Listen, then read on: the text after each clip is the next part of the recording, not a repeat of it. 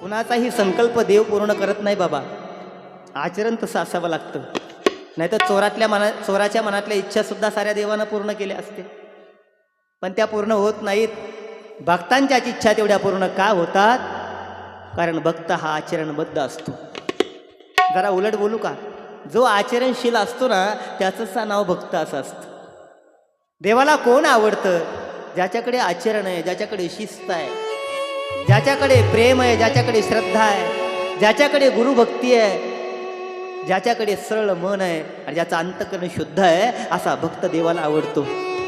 सत्य संकल्पाचा दाता नारायण, सत्य संकल्पाचा दाता नारायण, सत्य संकल्पाचा दाता नारायण, सत्य संकल्पाचा दाता नारायण, सत्य संकल्पाचा दाता नारायण,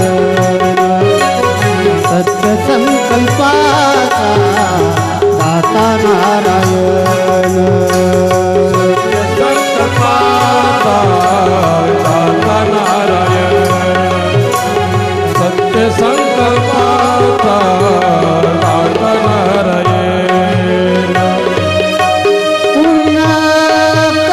सर्व मनोरथ सर्व करी पूर्ण मनोरथ, येथे अलंकार शोभती सकल, येथे अलंकार शोभती सकल, येथे अलंकार शोभती सकल, येथे अधिकार शोभती सकल, येथे अधिकार शोभती सकल, येथे अधिकार शोभती सकल.